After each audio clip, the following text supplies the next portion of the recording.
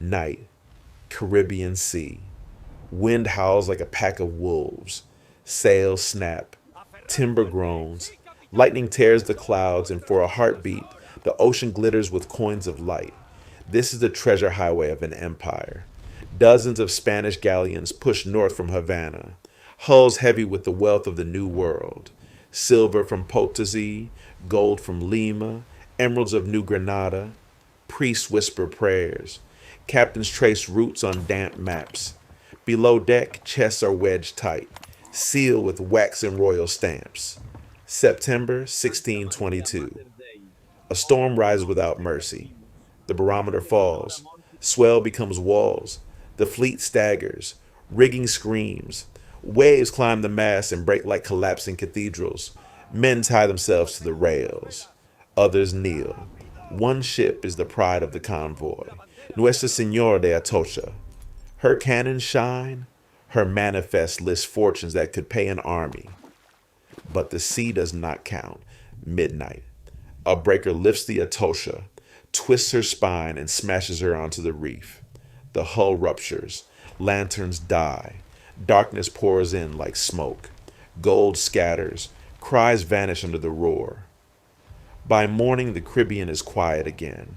Only torn spars, floating barrels, and a thin sheen of oil. The empire will search. Salvors will dive. Priests will bless and curse. Yet year after year, the sea keeps its mouth shut. Some say the storm was chance. Others call it judgment. Along the quays, fishermen swear they hear chains clink below the keel on moonless nights and see green lights drifting between coral heads, emeralds, or eyes. What was lost here would haunt kingdoms, bankrupt families, and seduce generations of hunters. For 3 centuries, the maps would multiply, claims would clash, and the ocean would whisper a law. Treasure belongs to the deep, until the deep decides otherwise. Dawn over Seville. Bells ring across the harbor as the empire wakes. For more than a century, Spain has ruled an ocean of gold. From the Andes to the Caribbean, its colonies feed the crown with silver, emeralds, pearls, and sugar. The wealth of entire continents flows through one fragile artery, the treasure fleet. Every spring, convoys gather in Havana Bay. Dozens of galleons, brigs, and escorts form a floating city of wood and ambition. Sails bloom like fields of white, their decks crowded with soldiers, merchants, monks, and stowaways. Below, the holds groan beneath crates stamped with royal seals, each one a small kingdom's ransom. They call it Flota de Indias, the fleet of the Indies. Its purpose, to transport everything the new world can offer to the old. Silver mined in the cold breath of Potosí, melted into bars and branded with the mark of the cross. Gold dust sifted from Peruvian rivers, fine cacao and tobacco bound for the courts of Europe. And among them, secret cargoes, statues from temples, emeralds traded by men who should never have possessed them. Every voyage is a gamble with eternity. Between Havana and Cadiz lies a corridor of death, hurricanes, reefs, and corsairs. Yet the rewards are too vast to ignore. The church calls the treasure divine providence. The crown calls it destiny. But to the sailors who lash the cannons and scrub the decks, it is something else, a curse that gleams. Maps are drawn with trembling hands. Astrolabes spin under starlight. Captains pray for calm seas while behind them, rival nations sharpen their cutlasses. French privateers stalk the Bahama Channel. Dutch corsairs lie in wait off Cartagena. The Atlantic has become a battlefield of invisible empires. To protect the treasure, the fleet sails in formation. Tight, disciplined, majestic. Each galleon carries a story. Santa Margarita, proud and armed to the teeth. Nuestra Señora del Rosario, laden with jewels for the queen's dowry.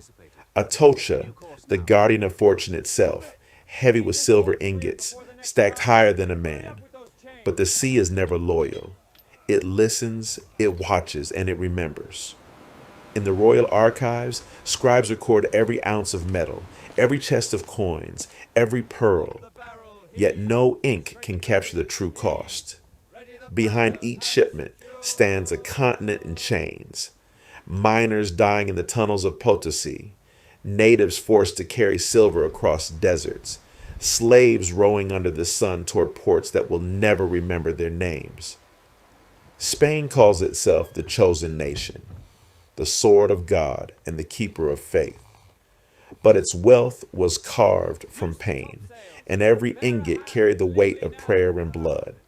Still the galleons depart, flags snap in the wind, trumpets sound, priests bless the fleet, sprinkling holy water across the decks. From the fortresses of Havana, cannon salute as sails rise and anchors lift. One by one, the ships slip toward the horizon, toward storms, toward pirates, toward destiny. None of them know that this year, 1622, will be remembered not for glory but for loss. A loss so immense that it will echo through centuries, in whispers, in waves, and in the silent greed of those who dare to follow. September 1622. The sky above the Caribbean turns from sapphire to ash. At first it seems like any other squall, a curtain of rain sweeping the horizon. But sailors who have spent their lives on these waters feel the shift. The wind changes pitch. The sea darkens, not blue but iron. By dusk the air itself begins to hum. Gulls vanish. The horizon disappears behind walls of vapor. From the flagship Atocha, Captain Juan de Hinojosa peers into the distance, nothing but boiling mist. His men curse under their breath, gripping wet ropes as the first gust slams into the sails.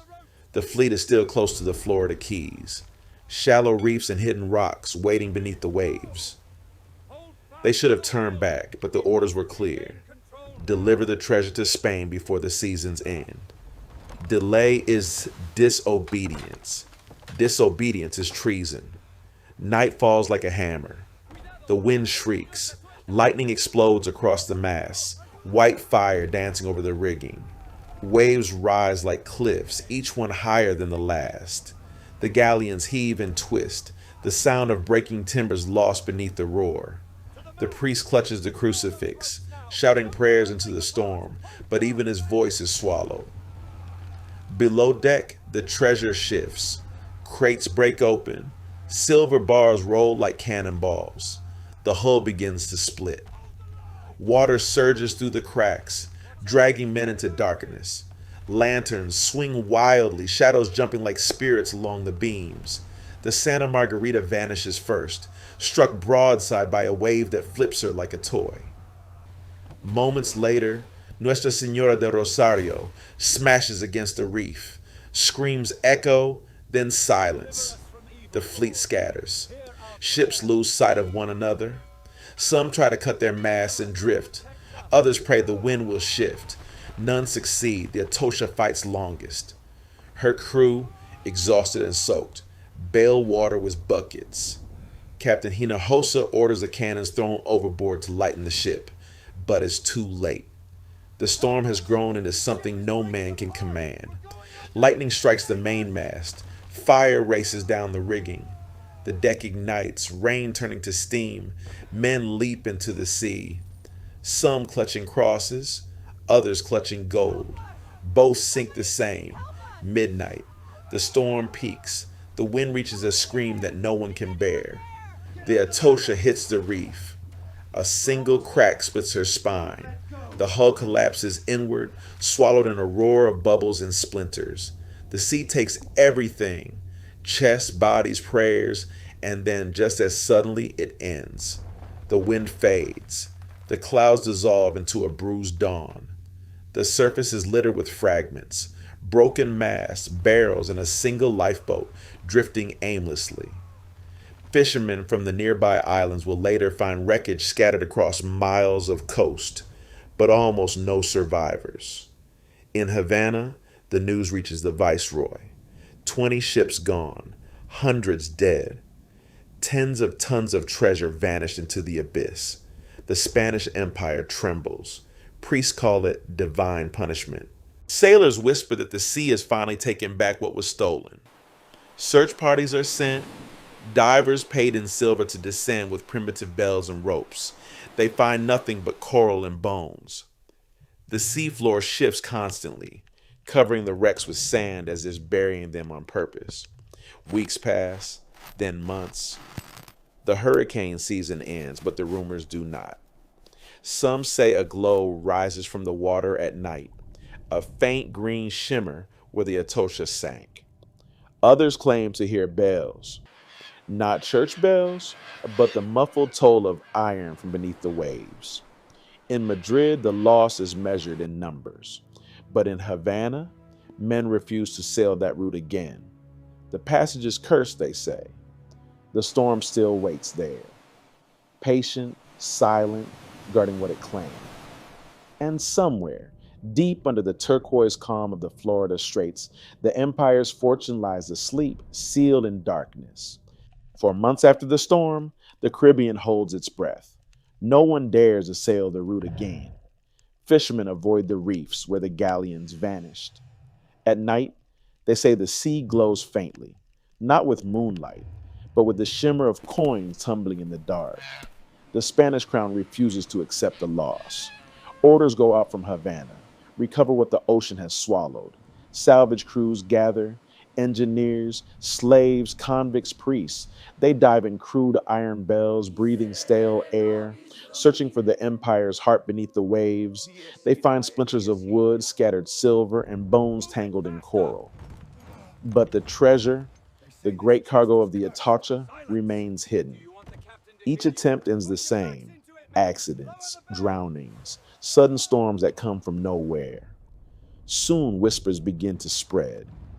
The fleet, they say, carried not just gold, but relics stolen from temples of the conquered, idols of the Aztecs and the Inca, cursed offerings torn from the hands of gods who do not forget. A priest in Havana writes of strange visions, sailors waking with seawater in their lungs though they had never left the shore, bells tolling from beneath calm seas. The bishop orders prayers, but no one sleeps easy. Years pass, centuries. The empire itself begins to crumble. Its colonies revolt.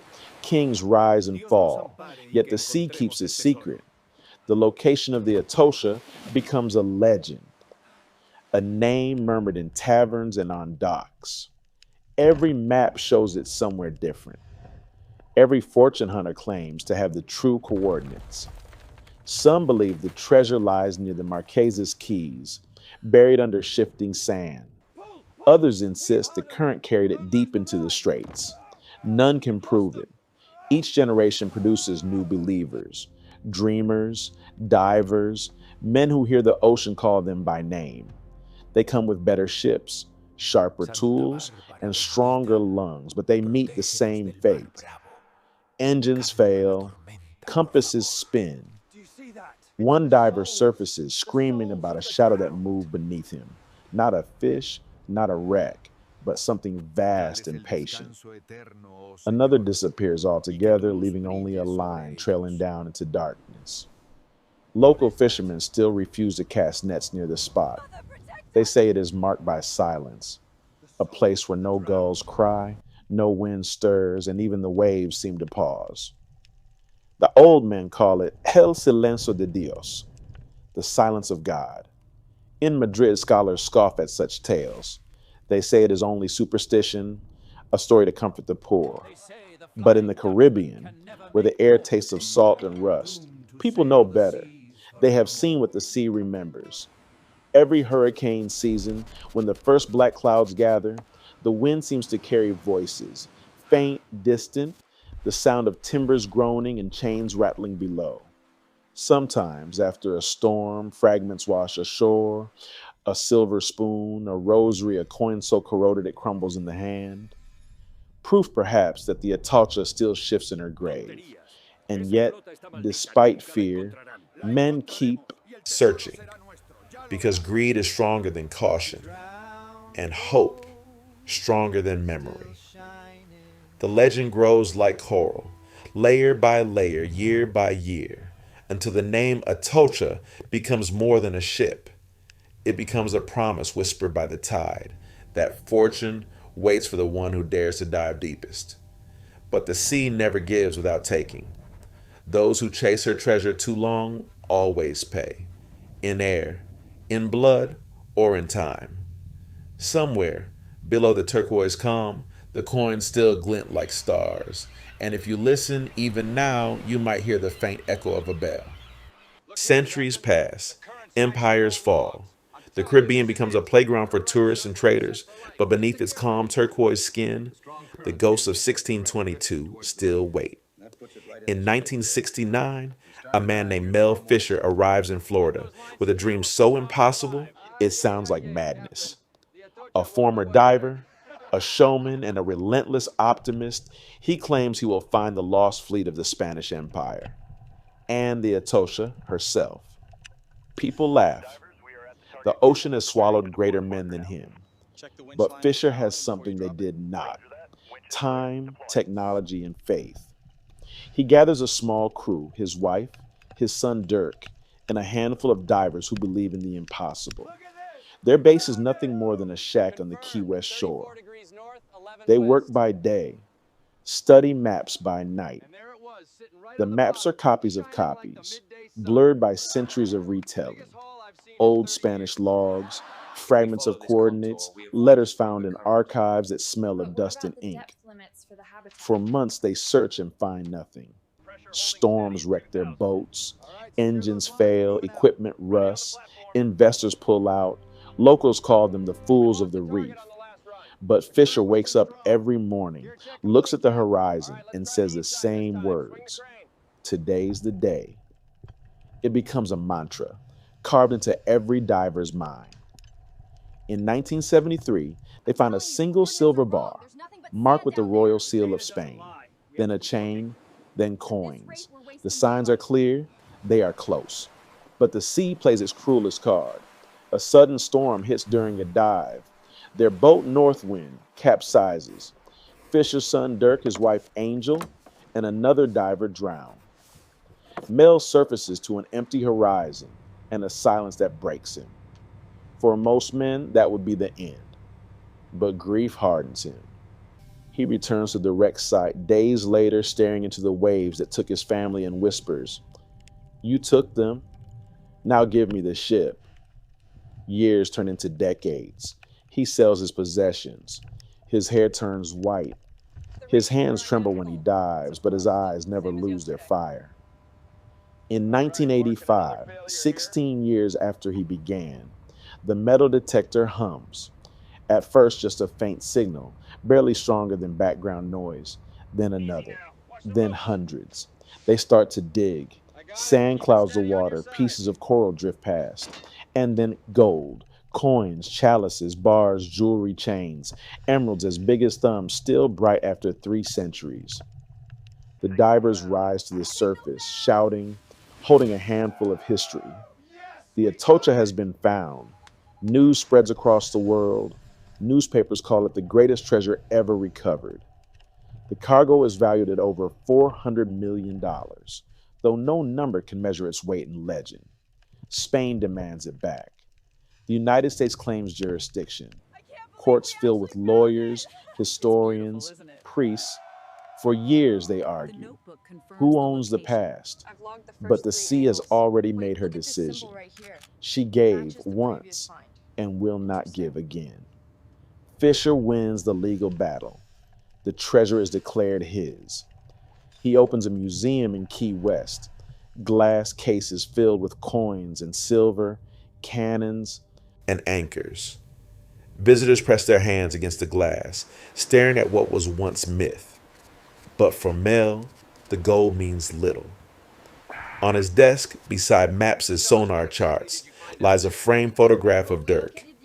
Beneath it, a simple note: "Today's the day." The legend of the Atocha does not end there. Even after Fisher's death, his team keeps diving. The ocean still hides fragments: a missing stern castle, unopened chests, relics the size of rooms. Some say that only half of the treasure has been recovered. Others believe that part of the fleet still lies undiscovered, waiting for another dreamer to listen. Modern sonar scans the seabed, revealing shape beneath the sand. Robotic subs glide through coral tunnels. Each discovery, a musket, a cross, a coin, is a whisper from the past, a reminder that faith and obsession share the same face. But the sea remains the same, vast, indifferent, watching. Even with satellites and computers, divers still return with the same prayers in 1622, that the ocean will let them go. And sometimes, late at night, when the wind calms and the moon turns the water silver, locals say they can see lights flickering offshore, dive lamps or maybe lanterns of another century moving just beneath the waves. The treasure of the Atocha became more than wealth. It became a story of endurance, of a man who refused to stop believing, and of an empire that learned its power could be drowned. Gold fades, maps decay, names vanish, but the sea, the true keeper of history, never forgets. At first, the treasure draws crowds. Cameras flash. Reporters frame the story as a miracle of luck. But luck is a word people use when they do not want to admit the price. The Atocha's gold glitters in museum glass. Children press their faces to the cases. A guide taps the pane and speaks of manifest lists, coin weights, and the precise fineness of silver. Yet the room has a hush that facts cannot explain. Visitors lower their voices without knowing why. Somewhere beyond the air conditioning in the gift shop, the sea still breathes. It remembers things not written in ledgers. The pitch of a rope in a rising wind, the weight of a man's last prayer, the way darkness feels when lanterns die at once. Such memories do not fit on a placard. History tries, as it must, to make sense of what happened. Curators rebuild a galleon's ribs. Divers demonstrate primitive dive bells. Lawyers publish articles about maritime law and cultural patrimony. Economists point to the shipments from the New World and draw clean lines to the empires of Europe. The narrative looks complete, but anyone who has been out past the reefs knows there's always another page. On calm days, the water above the wreck is blue as burnished steel. Sand slips in slow rivers across the bottom, burying and revealing, editing and re-editing the past. A magnetometer passes overhead and twitches, then twitches again as if something below is turning in its sleep. Nothing on land behaves like that. Only the sea has the patience to keep a secret for centuries, and then for reasons of its own, change its mind. What remains on the bottom is not merely value. It is a question. Who owns a memory? A coin struck in Potosi by a miner who never saw daylight again. An emerald traded for a kingdom's pardon. A rosary pressed into a sailor's hand by his mother. When such objects rise, do they belong to states, to finders, to families, or to the dead? The courts can declare a verdict. The ocean does not. Perhaps that is why shipwreck stories outlive the regimes that launched them. They are not only about loss and recovery, they are about the limits of possession. Humans build empires to turn the uncertain into the guaranteed. The sea answers with weather. For Mel Fisher, the legacy is not a chest opened on deck, but a sentence. Today's the day. Thousands visit and repeat it as a joke or a charm. They do not hear how it was first spoken before dawn, with salt in the mouth and grief in the throat. Faith is a quiet engine. It pulls men beyond reasonable shores. Sometimes it brings them home. Sometimes it does not. There are still gaps in the Atocha's map. A missing stern section, scattered munitions, a rumor of church plate beyond the last plotted grid. New teams launch with drones and LiDAR, reading the seabed like Braille. They find small things. A buckle, a spoon fused to a ball of concreted nails, a coin so worn the king's face has become a thumbprint. Each recovery is modest, and each carries the same astonishment. That metal remembers when people forget. Meanwhile, The sea continues its patient work. Storms cross the gulf and rake the reefs, rearranging rooms no human has ever entered. Somewhere, deep in a channel, a chest tumbles once, then settles, its hinges filling with lime, its story adding a layer of silence. No one will ever open it. That too is a kind of ending. Stand at the museum window at closing time and watch the last light fade from the cases. Beyond the glass, traffic murmurs. Inside, coins lie in neat ranks, identical and obedient. Yet the true shape of the treasure is larger than any exhibit, a line drawn between greed and courage, between calculation and faith, between the myth of mastery and the fact of weather. Close your eyes and listen. The room disappears. You hear wind and rigging. You smell tar and storm.